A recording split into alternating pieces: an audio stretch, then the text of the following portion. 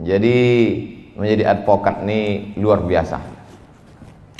Selesai pengajian subuh, saya pun keluar dari masjid mau sarapan.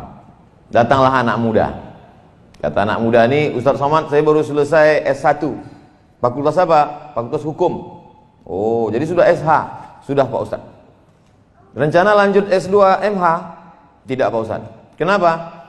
Saya tak mau jadi pengacara. Banyak yang udah masuk neraka Pak Ustaz. Jadi kamu mau kemana? Aku mau ngambil S1 lagi Pak Ustaz. S1 apa? S1 Hukum Islam. Aku mau taubat, kata dia. Saya orangnya tidak mau menjudge orang, menghukum orang saya tak mau. Saya mengajak dia berpikir. Sambil jalan saya ceritakan sama dia. Kalau tanah ulayat, tanah nenek mama, tanah orang-orang tua kita diambil oleh perusahaan, satu batang karet yang ditanam oleh nenek moyang kita dulu dihargai 1.500 sebatang. Orang kampung tak punya duit untuk menyewa pengacara. Siapalah yang membela mereka? Lama dia diam. Siapa yang siap membela mereka yang tahu hukum konvensional? Sayalah Pak Ustadz, kata dia.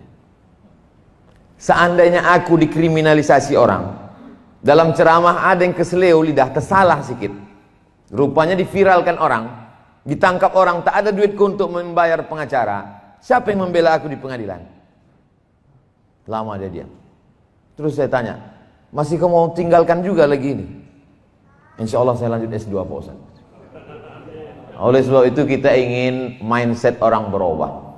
Banyak orang beranggapan sesudah dia hijrah, setelah dia taubat, dia mau ikut pengajian, akhirnya dia tinggalkan ini semua. Aku udah tinggalkan dunia ini Pak Ustaz, aku mau mati aja. Jadi kalau pengacara-pengacara ini taubat meninggalkan ini, siapa lagi yang bisa berkecimpung di sini? Siapa lagi yang membela alim ulama, para habaib? Siapa lagi yang membela orang-orang susah yang tidak mampu? Tapi ini ada dosanya Pak Ustaz. Dosa-dosa sedikit nanti ku carikan syafaatnya insyaallah. Oleh sebab itu maka ini perjuangan luar biasa. Perjuangan ini tidak hanya dalam tablik akbar, ceramah, khutbah, tausiah, wirid yasin. Tak sesederhana itu guys. Ini kita berhadapan dengan hukum. Kita berhadapan dengan bukan pula hukum fikih, usul fikih, qawaidul fikih, halal, haram, makruh, mubah, syarat, rukun, wajib, sunat, sunat muakkad. Bukan ini. Ini kitab undang-undang hukum pidana, kitab undang-undang hukum perdata, kitab undang-undang macam tadi itu. Bukan surat Al-Baqarah ayat 282, bukan itu sebutnya. Pasal sekian, ayat ini ada pula i-nya. Nah, siapa yang bisa menghafal itu? Ustadz sudah cukup banyak energi di kepalanya untuk membahas masalah Quran, hadis, ijma', qiyas, syar'u man qablana, saddu zara'i, qaulus sahabi, istihsan, istishab. Habis sudah energi di kepalanya. Maka ada beberapa orang yang diberikan Allah kekuatan ingatan, hebat cara bicaranya. Kalau saya perhatikan, kebanyakan pengacara itu dari dua daerah. Pertama, Sulawesi, Makassar, Sulawesi Selatan. Yang kedua, Sumatera Utara. Lama saya berpikir, kenapa dari dua daerah ini banyak pengacara? Setelah saya tengok, ternyata dua dari daerah ini kalau ngomong tuh lantang. Kalau orang dari Sulawesi dan Sumatera Utara nih ngomong, salah pun dia macam-macam betul kita tengok. Yakin dia PD-nya tinggi. Nah itu. Oleh sebab itu, ada juga orang benar, cuman gaya ngomong dia itu menurut pasal sekian ayat ini, orang tuh yakin iya apa tidak. Tapi kalau orang dari Medan ini paten kali dia. Oleh sebab itu maka ini bakat-bakat ini, bakat kemampuan mengingat pasal-pasal, bakat bicara yang lantang tegas dengan pilihan kata yang luar biasa, ditambah dengan keberanian, maka itu bekal yang luar biasa. Ada jaksa penuntut umum, ada hakim yang memutuskan perkara, ada terdakwa yang buta hukum tak mengerti, maka dia perlu orang yang menasehati dia. Nasihat itu advice. Orang yang menasehati itu, itulah dia para advokat, atau bahasa lainnya disebut dengan lawyer. Dalam bahasa Arab disebut dengan mustasyar. Mustasyar diambil dari kata syura. Syura diambil dari kata musyawarah. Maka kata Nabi, ma khaba man istasyara, tak sia-sia orang yang mau bermusyawarah, minta pendapat orang yang mengerti hukum. Wa ma nadima man istakhara, dan tidak akan menyesal orang yang mau beristikharah. Saya Insya Allah diberikan Allah kesempatan untuk belajar fikih Islam, hukum Islam, Islamic law. Tapi dalam masalah hukum konvensional saya buta, saya tak paham. Maka ketika saya terjerat dalam suatu perkara, bahwa itu ceramah saya 6 tahun yang lalu di dalam masjid, pengajian subuh, bukan pula itu intisari ceramahnya, itu hanya menjawab pertanyaan orang. Lalu kemudian ketika diviralkan, saya tak dapat membela diri.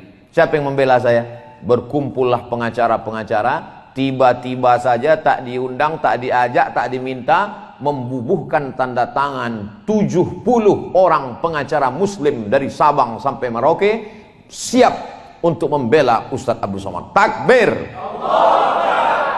Macam mau perang aja.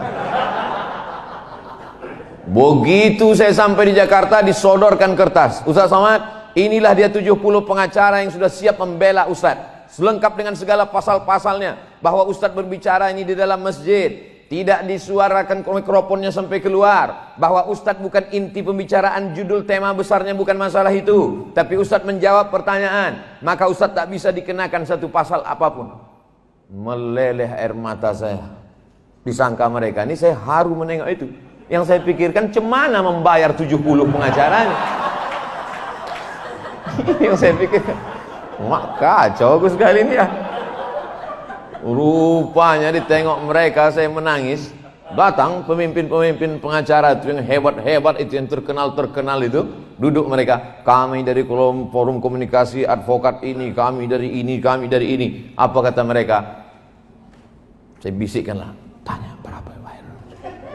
Kami ini Pak Ustadz Somad sudah lillah siap mati kami ini semua. Oh semangatlah saya mendengar siap mati. Jadi maksud cerita saya ini dari awal ini adalah bagaimana kita profesional di bidang ini. Karena orang kalau tidak dia jalani ini dengan kesiapan mental, dia bimbang-bimbang. Ragu dia melangkah, ragu dia bekerja, cemas-cemas dalam hatinya. Dalam perjalanan dari rumah mau ke kantor, mau ke sidang, mau ke pengadilan, mau ke perkara, betul tak yang kubuat nih? Kira-kira dapat pahala atau tidak? Jangan-jangan aku ini masuk neraka. Jangan-jangan. Apalagi kalau ditontonnya, ada dulu film saya tonton tentang pengacara yang setiap perkara menang terus, menang terus, menang terus. Rupanya dia ditolong setan. Bintangnya Al Pacino. Bapak Ibu mungkin ingat itu filmnya. Setiap perkara dia menang terus. Bahkan orang-orang yang salah pun bisa dibenarkannya. Orang-orang yang menganiaya pun bisa dimenangkannya. Maka sesungguhnya dia sedang ditolong oleh kekuatan. Rupanya dia berkawan dengan setan. Inilah yang disebut Allah Subhanahu wa taala disebut dengan istidraj. Istidraj itu azab yang tertunda. Sanastadrijuhum min haitsu la ya'lamun. Salat tak pernah, puasa tak pernah, pengajian tak pernah, kerjanya jahat, membela orang yang salah, tapi rezekinya lancar, perkaranya menang terus, dapatnya ikan-ikan dua, kalau tak ikan paus ikan hiu. Maka sesungguhnya dia sedang dimainkan Allah Subhanahu wa taala dengan istidraj. Apa kata Allah? Sanastadrijuhum min haitsu la ya'lamun. Kami permainkan mereka dengan azab yang tertunda. Wa umli lahum, kuulur untuk mereka. Kukasihkan dia rumah mewah, mobil mewah, duit banyak, bini 3. Min haitsu la ya'lamun. Dia tak sadar. Disangkanya dia sedang dapat nikmat. Sesungguhnya dia sedang dapat laknat berbaju nikmat. Puncak dari kepuasan adalah ketika kita bisa membela orang yang tak mampu, ketika kita bisa membela orang yang lemah, ketika kita bisa menaikkan orang yang di bawah naik ke atas, dan orang yang hebat mulia karena kejahatan bisa kita tunjukkan kebatilannya. Di situ ada kepuasan yang luar biasa. Hidup ini singkat. Kebetulan kita diperankan Allah dengan peran masing-masing. Ditengok Allah Subhanahu wa taala ketika kita belum lagi dalam bentuk darah, daging, tulang, bulu, kuku, sumsum, masih dalam bentuk roh menurut ilmu Allah, menurut kudrat iradat Allah. Ditengok Allah taala. Oh, ini cocoknya di pengacara. Ini cocoknya ustaz ini. Ini cocoknya tukang ojek ini.